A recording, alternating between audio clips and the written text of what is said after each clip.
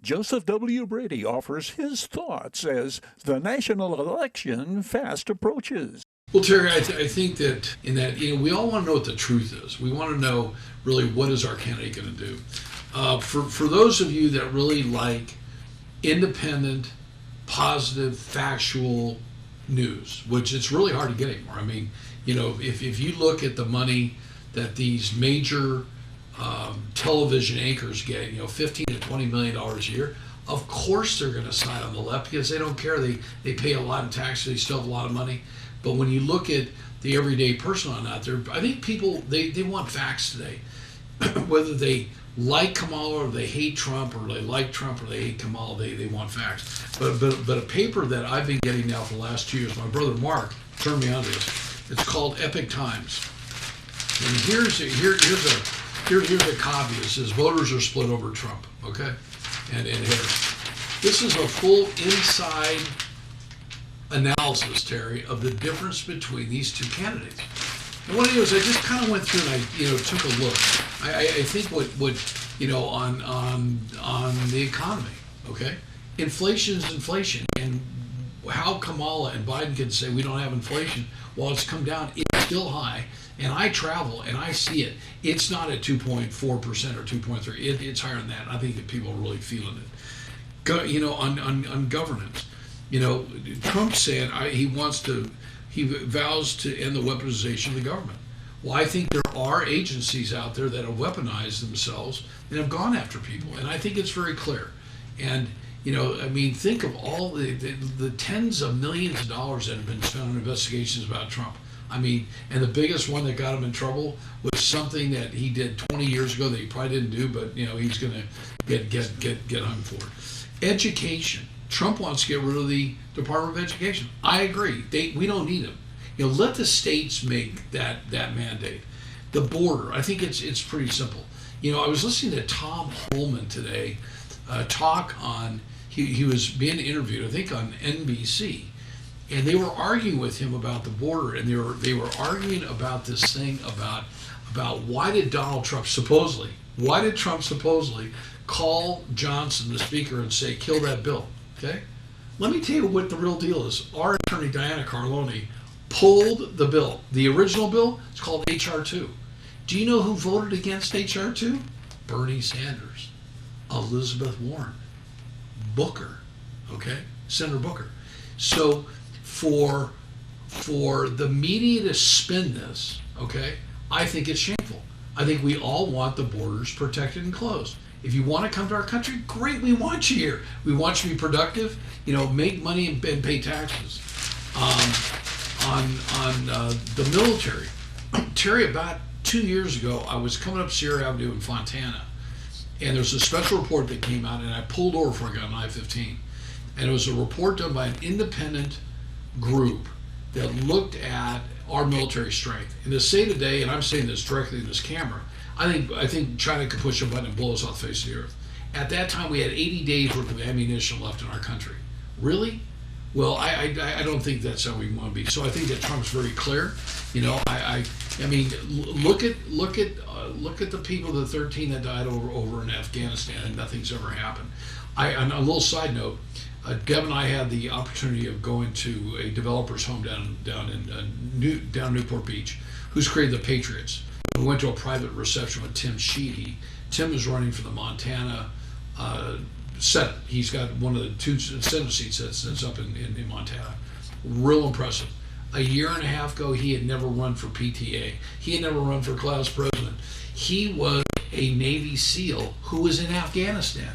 He saw exactly what the media doesn't want us to know. He got so mad, he came on back, got talked into. He has a very successful business and got talked into by some pretty high-level players. He's running for the Senate and probably could win. And if he does, that moves the win column for the Republicans. It's not for the Republicans. It's, I think, the balance of power in the case that the Congress or the president goes out of whack. And he really talked about where we're at as a country.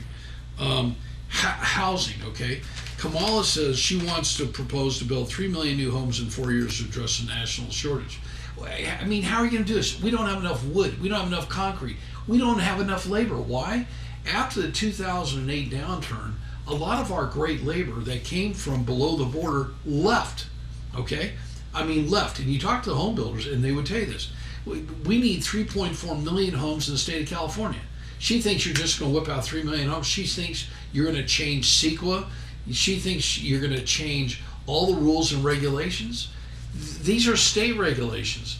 While she can change federal regulations, she's not going to be able to change state regulations on how we go through the Subdivision Map Act. So, I mean, that's absolutely foolish. Trump and energy and the environment. What was one of the first things that Biden did when he got in office? He signed to stop he stopped to get the pipeline. So we've been paying probably $1.50 per gallon for the last 3.5 years. And I don't know about you, but I'm tired of it.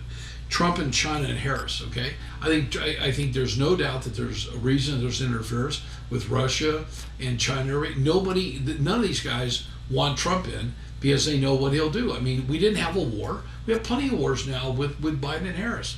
So at the end of the day, I'm going to conclude, and I'm going to read something that my wife Deb found on Facebook, and a good friend of mine, Nick Benson, retyped. Okay, so Nick, God bless you. He just got back from a great trip in Washington, D.C. And it talks about, and this is, I think if people really listen to this, they're going to be shocked on where this is going to go. So here goes. I usually don't post political stuff, but this sums it up for me personally. Yes, personally, and we all have that right. No comments needed. We all must live with our choices. Someone recently asked me why I like Trump. My answer was I don't really like a lot of things about Trump, but he's a very successful businessman, and this country is a business. The election is not about choosing the most likable person. We are voting between two vastly different ideologies. We are voting for a country we want to leave our children and grandchildren to. Trump represents that future and has proven that he can deliver. He is a patriot to the core and even served his country for 4 years without pay.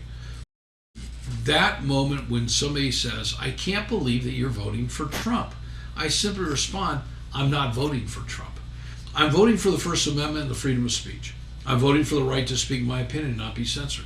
I'm voting for secure borders and legal immigration. I'm voting for election integrity to include mandatory voter ID. Why would anybody want to vote against this unless you want to, rig the election? I'm voting for the Second Amendment, my right to defend my life and my family.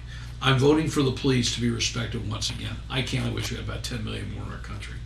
I'm voting for law and order and the end to allowing protesters to trespass and burn our cities, destroying innocent small businesses like Tim Walz did.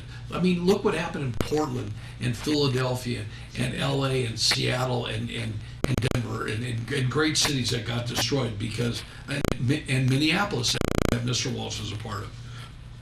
I'm voting for personal responsibility and the end of the revolving door where criminals are being put back on the street.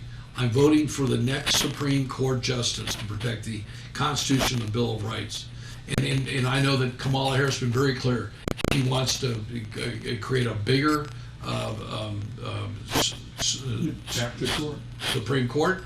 She wants to bring a couple more states in. I mean, she wants D.C. to come on in. So she wants to rig the count. I mean, that's not fair. Is that really how politics are?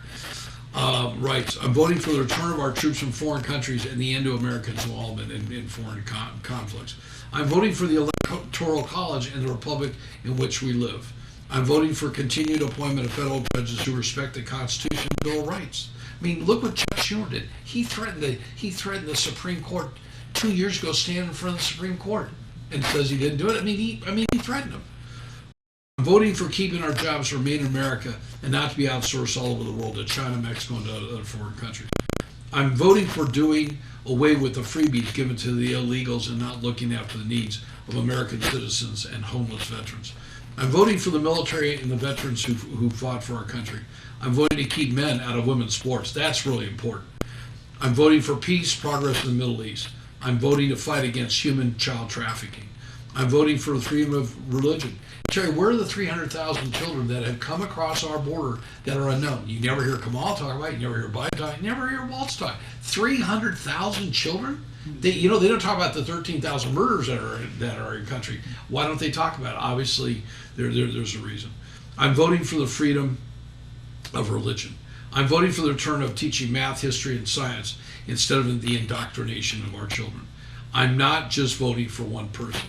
I'm voting for the future of my country. I'm voting for my children and my grandchildren to ensure their freedoms. America is the greatest country in the world, hence why everyone wants to immigrate here. So why would you want to change that?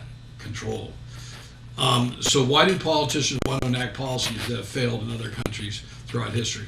I'm not voting for Trump. I'm voting for America. God bless everybody. I hope that you listen to this. I hope that you share this because this is the United States of America. And if we want to stay the great country that we are, we need to all come together and vote. Whether you like Trump or not, now's the time to make your decision. And please vote. Every vote counts. Thanks.